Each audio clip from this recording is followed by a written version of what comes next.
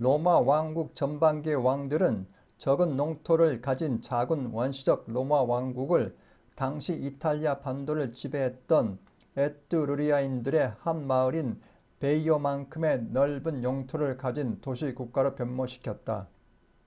기원전 6세기 전후 로마 왕국 후반기에 따르꾸이뇨 프리스코를 시작으로 에트루리아인 출신 왕의 지배시대가 열리고, 이 왕들은 기원전 509년에 당시 지중해를 장악하고 있던 까르타고와 협약을 맺을 수 있을 정도로 로마 왕국을 지중해 연안의 강대국으로 변모시켰다.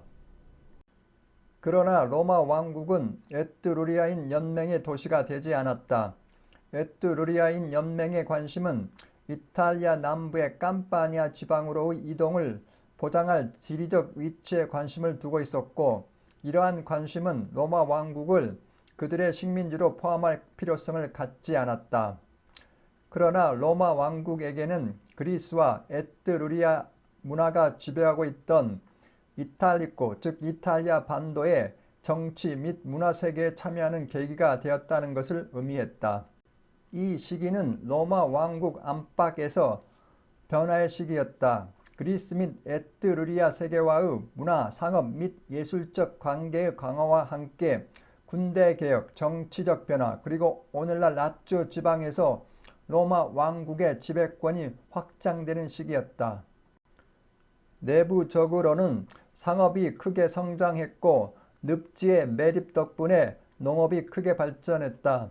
도시는 확장되었고, 오늘날 포로 로마노로 알려진 늪지대는 클로아카 마시마라는 하수구를 건설해서 물을 빼냈고, 신전과 기념비적 건물들도 그리스인과 에트루리아인 장인들에 의해 세워졌다.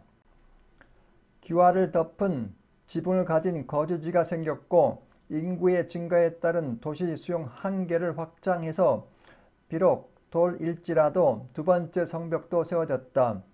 실제적으로 도시의 두 번째 재건설이었고, 많은 국가기관들과 종교기관들은 에트루리아 전통을 채택하게 되었다. 예를 들면 20세기에 이탈리아 파시스트의 상징으로 사용했던 막대기 다발 속에 도끼를 끼운 집정관의 권위표지, 주요 행정관의 휘장, 검투사 게임 등이 있었다. 주목할 만한 경제적 성장과 함께 로마 평민들의 부의 큰 확산이 있었고, 그 부는 상업과 수공업에 전념하는 많은 평민들, 즉 권력을 열망하는 새로운 부자들이 출현하게 되었다. 이것은 그들의 특권을 유지하기 위해 진보를 막았던 귀족계급, 특히 구귀족계급의 권력을 감소하게 만들었다. 또한 따르꾸이뇨가의 지배는 무역과 다문화주의에 대한 최대 개방의 단계를 보여주었다. 급속한 경제적 및 인구상의 성장을 하고 있는 로마 왕국에 끌린 이웃 부족들의 일부 부유한 지주는 그들의 농업 및 군사 클리엔테들과 이주해 왔다. 그 이민자들 중에서 로마 왕국에서 권력을 정복한 첫 번째 사람은 그리스 코린토 출신의 아들인 따르꾸이뇨 프리스코였다. 에트루리아 출신 왕들은 새로운 군대 발전을 선호했으며, 그 결과 로마 왕국은 당시 강력한 에트루리아인과 그리스인에 대항할 수 있게 되었고, 또한 지중해에서의 통제력을 갖고 있었던 까르타고와의 첫 번째 조약을 준비할 수 있을 만큼 군사적으로 강대하게 성장했다. 그 후 그들은 왕조를 세우려는 시도에 의존했는데, 이는 라티노 사비나 출신의 왕정들과는 이질적인 관행이라고 하면서 정치적 관점에서 라티노 사비나 왕정과 에트루리아 출신 왕정 간의 단절이라고 주장하는 역사가도 있다. 프랑스 니스 대학의 로마 역사 교수인 티에리 까무에 따르면 왕권의 개인주의적 폭정으로의 이동은 로마 왕국 전반기의 네 번째 왕인 앙코 마르치오로 거슬러 올라가고, 엄밀히 정치적 관점에서 라티노 사비나 왕정과 에트루리아 출신 왕정 간의 단절은 전적으로 조작된 것으로 주장한다. 로마 역사가 티토 리비오 해석에 따르면 두 따르쿠이뇨 왕의 정치적 경력들에 있어서 그들 배우자의 영향력을 강조했다. 당시 에트루리아 여자들은 로마인들에게는 좋지 않은 행실을 가진 여자들이었다. 왜냐하면 향연에 동참할 수 있었기 때문이다. 당시 로마 여자들은 집에서 실을 뽑는 일을 했고 외부 출입은 금지되어 있었다. 따르쿠이뇨 프리스코부터 로마 왕국은 에트루리아인 출신 왕이 지배하는 시대가 열렸다. 로마 왕국으로의 이주. 전설에 따르면 그는 그리스 코린토의 매우 부유한 성인과 한 에트루리아 여인의 아들이다. 그는 현 로마시의 에트루리아인 마을 따르쿠이니아의 한 귀족 여성 따나꾸일 또는 따나꾸일라와 결혼했으며 그녀는 에트루리아 점술에 있어 상당한 전문가였다고 전해진다.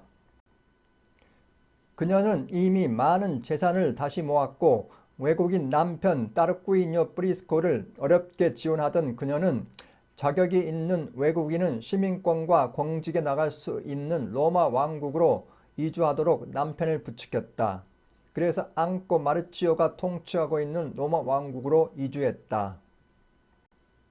또 다른 전설은 급속한 경제적 그리고 인구상의 성장을 하고 있는 로마 왕국에 끌린 이웃 부족의 일부 부유한 지주들이 그들의 농업 및 군사 끌리 엔떼들과 로마 왕국으로 이동해왔던 것처럼 그 또한 그의 끌리 엔떼들을 이끌고 로마 왕국으로 이주해왔을 것이다.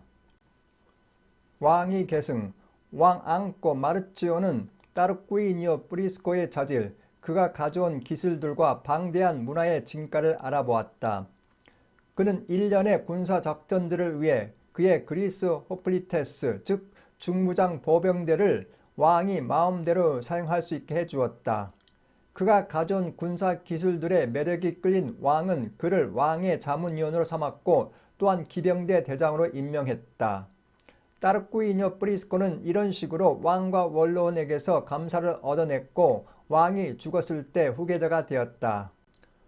또 다른 가정은 따르쿠이뇨 프리스코는 돈을 주고 표를 사면서 평민들로 하여금 그가 왕이 되도록 하는 데 성공했을 것이라는 것이다. 하지만 일부 역사가들은 확실히 여기에는 잘못된 암시가 있다고 주장한다.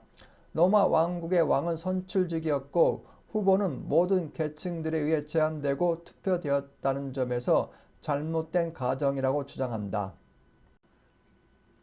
왕이 죽었을 때 따르쿠이뇨 프리스코는 평민과 원로원에서 왕으로 선출되었다. 그는 기술혁명의 주역이었다. 목축업을 농업으로 데리고 농업을 로마 왕국의 주요 생계활동으로 자리잡게 만들었다.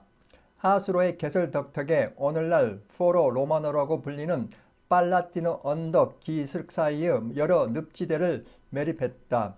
그리스와 에트루리아의 기술자들과 그들의 대단한 기술력을 고용해서 계곡의 물을 빼내기 위해 언덕들의 배수관물을 모으는 커다란 하수관 클로아카 마시마를 건설했다. 클로아카 마시마와 함께 벨라라브로와 포로 로마노 지역의 늪들에서 물을 빼게 된다. 고지대 거주자들을 위한 공동묘지 역할을 했던 포로 로마노는 통사되고 포장되고 큰 그물들의 부자 되었다. 또한 종교적 관례에 발을 받았다. 현 깜피돌리 언덕에 제우스 신전을 짓기 시작. 그는 위대한 정복자였다.